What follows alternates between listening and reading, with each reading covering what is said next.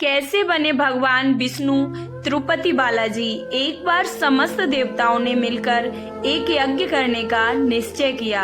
यज्ञ की तैयारी पूर्ण हो गई। तभी वेद ने एक प्रश्न किया तो एक व्यवहारिक समस्या आ खड़ी हुई। ऋषि मुनियों द्वारा किए गए यज्ञ का भविष्य तो देवगण ग्रहण करते थे, लेकिन देवों द्वारा किए गए इस यज्ञ की पहली आहुति किसकी होगी, यानी सर्वश्रेष्ठ देव का निर्धारण जरूरी था, जो फिर अन्य सभी देवों को यज्ञ भाग प्रदान करे। ब्रह्मा, विष्णु तथा महेश परमात्मा है। इनमें से श्रेष्ठ कौन है, इसका निर्धारण आखिर कैसे होता। भृगु ने इसका दायित्व संभाला। वह देवों की परीक्षा लेने चले। ऋषियों से विदा लेकर वह सर्वप्रथम अपने पिता ब्रह्मदेव के पास पहुँचे। ब्रह्मा जी की परीक्षा लेने के लिए भृगु ने उन्हें प्रणाम किया। इसमें ब्रह्मा जी को अत्यंत कुपित हुए और उन्हें शिष्टता सिखाने का प्रयत्न किया।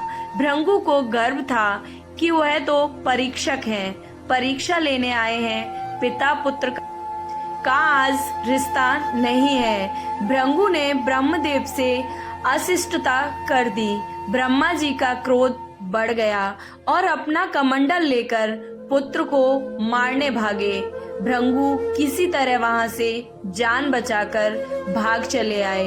इसके बाद वह शिव जी के लोक कैलाश गए। भृगु ने फिर से धृष्टता की, बिना कोई सूचना के पहुंच गए और शिष्टाचार दिखाए या शिव गणों से आज्ञा लिए सीधे ही वहां पहुंच गए, जहां शिव जी माता पार्वती के साथ विश्राम कर रहे थे। आए तो आए, साथ ही अशिष्टता का आचरण भी किया। शिव जी शांत रहे, पर भृगु न समझे। शिव जी को क्रोध आया तो उन्होंने अपना त्रिशूल उठाया। भृगु वहां से भी भागे। अंत में वह भगवान विष्णु के पास क्षीर सागर पहुँचे। श्री हरि शेष सैया पर लेटे हुए निद्रा में थे और देवी लक्ष्मी उनके चरण दबा रही थी। महर्षि भृगु 2 स्थानों से अपमानित करके भगाए गए थे। उनका मन बहुत दुखी था। विष्णु जी को सोता देख उन्होंने न जाने उन्हें क्या हो गया और उन्होंने विष्णु जी को जगाने के लिए उनकी छाती पर लात जमा दी। विष्णु जी जाग उठे और भृगु से बोले, हे ब्राह्मण देवता, मेरी छाती वज्र समान कठोर है और आपका शरीर तप के कारण दुर्बल है। कहीं आपके पैर में चोट तो नहीं आई? कृपया करके आप अपने आप को शांत करें और मुझसे सावधान रहने की कृपा करें। आपके चरण चिन्ह मेरे वक्ष पर सदा अंकित रहेंगे। भृगु को बड़ा आश्चर्य हुआ। उन्होंने तो भगवान की परीक्षा लेने के लिए यह अपराध किया था, परंतु भगवान तो दंड देने के बदले मुस्कुरा रहे थे। उन्होंने निश्चय किया कि श्री हरि जैसी विनम्रता किसी में नहीं है। वास्तव में विष्णु ही सबसे बड़े देवता हैं। और लौटकर उन्होंने सभी ऋषियों को यह पूरी घटना सुना दी। सभी ने एक मत से यह निर्णय किया कि भगवान विष्णु को ही यज्ञ का प्रधान देवता समझकर मुख्य भाग दिया जाएगा। लेकिन लक्ष्मी जी ने भृगु को अपने पति की छाती पर लात मारते देखा तो वह अत्यंत क्रोधित हुई। उन्हें बड़ा क्रोध आया, परंतु उन्हें इस बात का क्षोभ था कि श्री हरि ने उदंडता को दंड देने के स्थान पर उसके चरण पकड़ लिए और उल्टे उनसे क्षमा मांगने लगे। क्रोध से तमतमाई महालक्ष्मी को लगा कि वह जिस पति को संसार का सबसे शक्तिशाली समझती हैं, वह तो निर्बल है। यह धर्म की रक्षा करने के लिए अधर्मियों एवं दुष्टों का नाश कैसे करते होंगे। महालक्ष्मी ग्लानि में भर गईं और मन श्रीहरि से उच्चाटन हो गया। उन्होंने श्रीहरि और बैकुंठ लोक दोनों को त्यागने का निश्चय किया। स्त्री का स्वाभिमान उसके स्वामी के साथ बंधा होता है। उनके समक्ष कोई उनके स्वामी पर प्रहार कर गया और स्वामी ने प्रतिकार भी नहीं किया। यह बात मन में कौंती रही, यह स्थान वास के योग्य नहीं है, पर त्याग कैसे करें। श्रीहरि से ओझल होकर रहना कैसे होगा। वह उचित समय की अब प्रतीक्षा करने लगी। श्री हरि विष्णु ने हिरण्यकश्यप के कोप से मुक्ति दिलाने के लिए 12 अवतार लिया और दुष्टों का संहार करने लगे। महालक्ष्मी के लिए यह समय उचित लगा। उन्होंने बैकुंठ का त्याग कर दिया और पृथ्वी पर एक वन में तपस्या करने लगी। तप करते करते उन्होंने अपना शरीर भी छोड़ दिया। इधर विष्णु जी 12 अवतार का अपना कार्य पूर्ण कर जब वह बैकुंठ लौटे तो महालक्ष्मी उनको नहीं मिली। वह उन्हें खोजने लगे। श्रीहरि ने उन्हें तीनों लोकों में खोजा, किंतु वह तप करके महालक्ष्मी ने भ्रमित करने की अनुपम शक्ति प्राप्त कर ली थी। उसी शक्ति से उन्होंने श्री हरि विष्णु को भ्रमित रखा। आखिर श्री हरि विष्णु को पता लग ही गया, लेकिन तब तक वह अपना शरीर छोड़ चुकी थी। श्री हरि ने जब अपनी दिव्य दृष्टि से उन्होंने देखा कि लक्ष्मी जी ने चोल राज्य के घर में जन्म लिया है, श्री हरि ने सोचा कि उनकी पत्नी ने उनका त्याग सामर्थ्यहीन समझने के भ्रम में किया है, इसलिए वह उन्हें पुनः प्राप्त करने के लिए अलौकिक शक्तियों का प्रयोग नहीं करेंगे। महालक्ष्मी ने मानव रूप धरा है तो वह अपनी प्रिय पत्नी को प्राप्त करने के लिए वह भी साधारण मानवों के समान व्यवहार करेंगे और महालक्ष्मी जी का हृदय और विश्वास अवश्य ही जीतेंगे। भगवान ने श्रीनिवास का रूप धरा और पृथ्वी लोक पर चोल नरेश के राज्य में निवास करते हुए माँ लक्ष्मी से मिलन के लिए उचित अवसर की प्रतीक्षा करने लगे। राजा आकाश राज निसंतान थे। उन्होंने सुखदेव जी की आज्ञा से संतान प्राप्ति यज्ञ किया। यज्ञ के बाद यज्ञशाल में ऋषियों ने राजा को हल जोतने को कहा गया। राजा ने हल जोता तो हल का फल किसी वस्तु से टकराया। जब राजा ने उस स्थान को खोदा तो एक पेटी के अंदर सुंदर से कमल पर एक छोटी सी कन्या विराजमान थी। वह महालक्ष्मी ही थी। राजा के मन की मुराद पूरी हो गई थी। चूंकि कन्या राजा को कमल के फूल में मिली थी, इसलिए उसका नाम रखा गया पद्मावती। पद्मावती नाम के अनुरूप ही रूपवती और गुणवती भी थी। साक्षात लक्ष्मी का अवतार थी। पद्मावती विवाह के योग्य हुई। एक दिन वह बाग में फूल चुन रही थी। उस वन में श्रीनिवास बालाजी आखेट के लिए आए थे। उन्होंने देखा कि एक हाथी एक युवती के पीछे पड़ा है और डरा रहा है। राजकुमारी के सेवक भी ये सब देखकर वहां से भाग खड़े हुए। श्रीनिवास ने तीर चलाकर हाथी को रोका और पद्मावती की रक्षा की। श्रीनिवास और पद्मावती ने एक दूसरे को देखा और रीझ गए। दोनों के मन में परस्पर अनुराग पैदा हुआ, लेकिन दोनों बिना कुछ कहे अपने अपने घर लौट गए। श्रीनिवास घर तो लौट आए, लेकिन मन पद्मावती में ही बस गया। वह पद्मावती का पता लगाने के लिए बस उपाय सोचने लगे। उन्होंने ज्योतिषी का रूप धरा और भविष्य बाँचने के लिए निकल पड़े। भविष्य बाँचने के बहाने पद्मावती को ढूंढने निकल पड़े। धीरे धीरे ज्योतिषी श्रीनिवास की ख्याति पूरे चोल राज्य में फैल गई। पद्मावती के मन में श्रीनिवास के लिए प्रेम जागृत हुआ।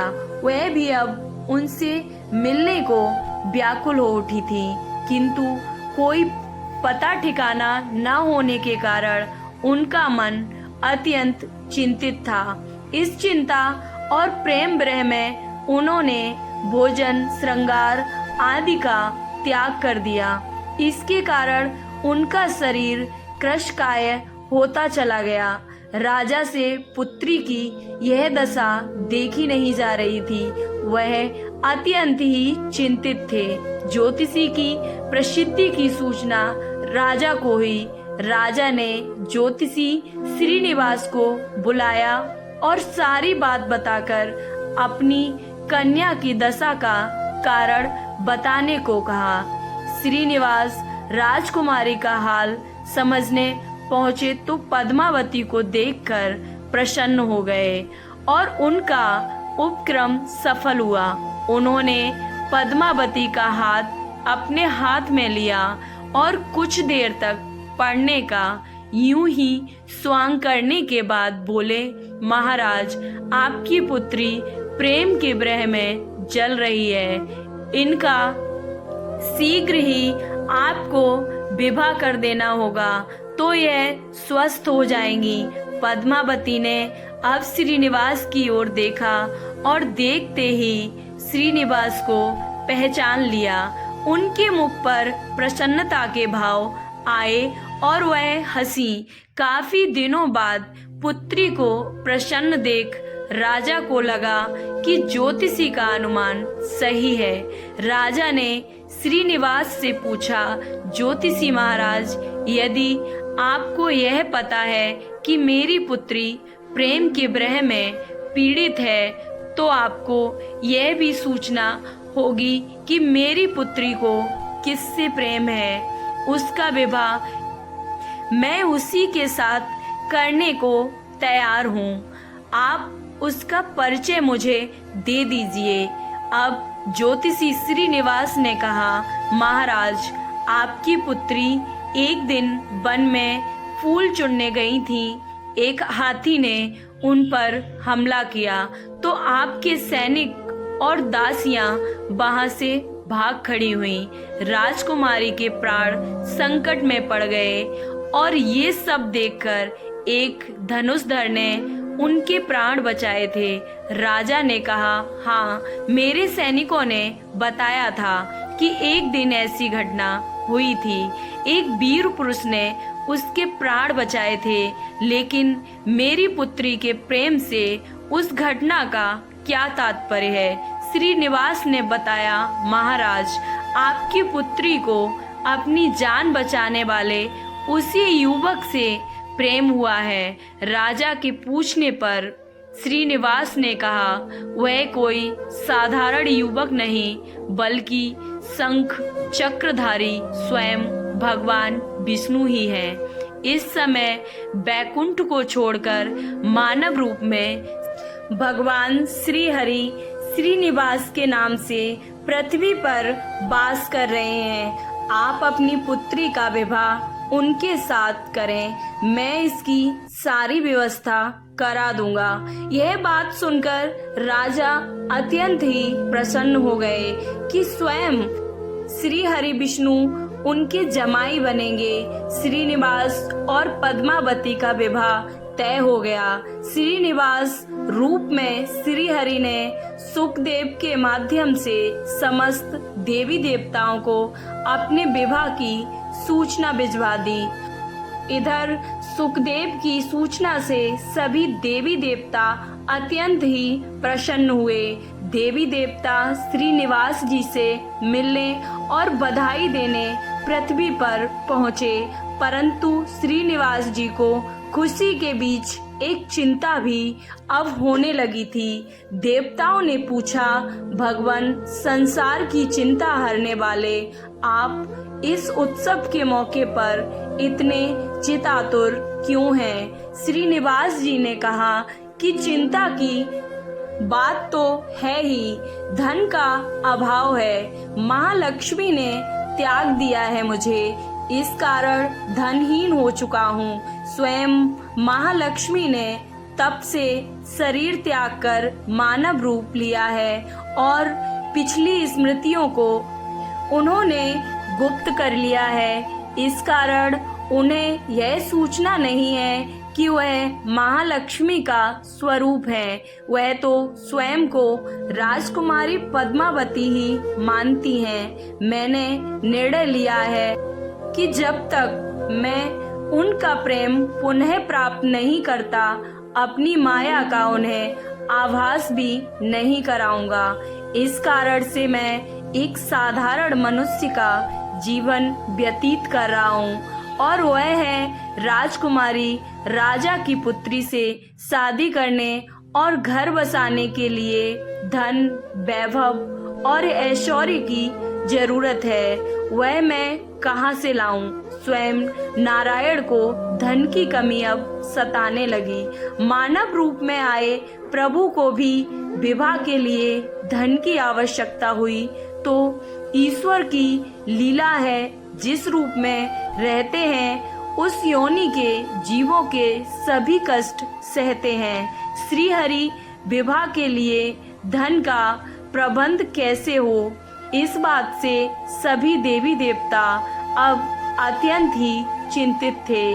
देवताओं ने जब यह सुना तो उन्हें अत्यंत ही आश्चर्य हुआ। देवताओं ने कहा, कुबेर आवश्यकता के बराबर धन की व्यवस्था कर देंगे। देवताओं ने कुबेर का आवाहन किया तो कुबेर जी प्रकट हुए। कुबेर ने कहा, यह तो मेरे लिए अत्यंत ही प्रसन्नता की बात है कि आपके लिए कुछ मैं कर सकूं। प्रभु, आपके लिए धन का प्रबंध तत्काल ही मैं करता हूँ। कुबेर का कोष आपकी कृपा से ही रक्षित है। श्री हरि ने कुबेर से कहा, यक्षराज कुबेर, आपको भगवान भोलेनाथ ने जगत और देवताओं के लिए धन की रक्षा का दायित्व सौंपा है। उसमें से धन मैं अपनी आवश्यकता के हिसाब से ही लूंगा अवश्य, पर मेरी एक शर्त भी होगी। श्री हरि कुबेर ने धन प्राप्ति की शर्त रख रहे हैं। यह सुनकर सभी देवता आश्चर्य में पड़ गए। इधर श्री हरि विष्णु ने कहा, ब्रह्मा जी और शिव जी साक्षी रहें, कुबेर से धन ऋण के रूप में ही मैं लूंगा, जिसे भविष्य में ब्याज सहित चुकाऊंगा। श्री हरि की बात से कुबेर जी सहमत हुए और सभी देवता विस्मय में एक दूसरे की ओर देखने लगे। कुबेर बोले, भगवान, मुझसे कोई अपराध हुआ है तो उसके लिए मुझे क्षमा कर दें, पर ऐसी बातें ना कहें। आपकी कृपा से विहीन होकर मेरा सारा कोष नष्ट हो जाएगा। श्री हरि विष्णु ने कुबेर को निश्चिंत करते हुए कहा, आपसे कोई अपराध नहीं हुआ है। मैं मानव की कठिनाइयों का अनुभव करना चाहता हूँ। मानव रूप में उन कठिनाइयों का सामना करूँगा जो मानव को आती हैं। धन की कमी और ऋण का बोझ सबसे बड़ा होता है। और कुबेर ने कहा, प्रभु, यदि आप मानव की तरह ऋण पर धन लेने की बात कह रहे हैं तो फिर आपको मानव की तरह ही यह भी बताना होगा कि ऋण आप कैसे चुकाएंगे। मानव को ऋण प्राप्त करने के लिए कई शर्तें भी झेलनी पड़ती हैं। श्रीनिवास ने कहा, कुबेर जी, यह ऋण मैं नहीं, मेरे भक्त चुकाएंगे, लेकिन मैं उनसे भी कोई भी उपहार नहीं लूंगा। मैं अपनी कृपा से उन्हें धनवान बनाऊंगा। कलयुग में पृथ्वी पर मेरी पूजा धन ऐश्वर्य और वैभव से परिपूर्ण देवता के रूप में होगी। मेरे भक्त मुझसे धन, वैभव और ऐश्वर्य की मांग करने आएंगे। मेरी कृपा से उन्हें यह प्राप्त होगा। बदले में भक्तों से मैं दान प्राप्त करूंगा जो चढ़ावे के रूप में होगा। मैं इस तरह से आपका ऋण चुकाता रहूंगा। कुबेर ने कहा, हे भगवान, कलयुग में मानव जाति धन के विषय में बहुत ही विश्वास के योग्य नहीं रहेगी। उन पर आवश्यकता से अधिक विश्वास करना भी उचित नहीं होगा। श्रीनिवास जी बोले, शरीर त्यागने के बाद तिरुपति के तिरुमाला पर्वत पर बालाजी के नाम से लोग मेरी पूजा करेंगे। मेरे भक्तों की अटूट श्रद्धा होगी। वह मेरे आशीर्वाद से प्राप्त धन में मेरा हिस्सा रखेंगे। इस रिश्ते में न कोई दाता है और न ही कोई याचक है। हे कुबेर, कलयुग के आखिरी तक भगवान बालाजी धन, ऐश्वर्य और वैभव के देवता बने रहेंगे। मैं अपने भक्तों को धन से परिपूर्ण करूंगा तो मेरे भक्त दान से न केवल मेरे प्रति अपना ऋण उतारेंगे बल्कि मेरा ऋण उतारने में भी मेरी मदद करेंगे। इस तरह कलयुग की समाप्ति के बाद मैं आपका मूलधन लौटा दूंगा। कुबेर ने श्री हरि द्वारा भक्त और भगवान के बीच एक ऐसे रिश्ते की बात सुनकर उन्हें प्रणाम किया और धन का प्रबंध किया। भगवान श्रीनिवास और कुबेर के बीच हुए इस समझौते के साक्षी स्वयं ब्रह्मा और शिव जी हैं। दोनों वृक्ष रूप में साक्षी बन गए। आज भी पुष्करणी तीर्थ के किनारे ब्रह्मा और शिव जी बरगद के पेड़ के रूप में साक्षी बनकर खड़े हुए हैं। ऐसा कहा जाता है कि निर्माण कार्य के लिए स्थान बनाने के लिए इन दोनों पेड़ों को जब काटा जाने लगा तो उसमें से खून की धारा फूट पड़ी थी। पेड़ काटना बंद करके उसकी देवता की तरह पूजा होने लगी। इस तरह भगवान श्रीनिवास बालाजी और पद्मावती महालक्ष्मी का विवाह पूरे धूमधाम से हुआ, जिसमें सभी देवतागण पधारे। भक्त मंदिर में दान देकर भगवान पर चढ़ा ऋण उतार रहे हैं जो कलयुग के अंत तक जारी रहेगा। ये तिरुपति बालाजी की कथा आपको कैसी लगी? और अगर अच्छी लगी तो कमेंट बॉक्स में जय बालाजी जरूर लिखें। जय बालाजी।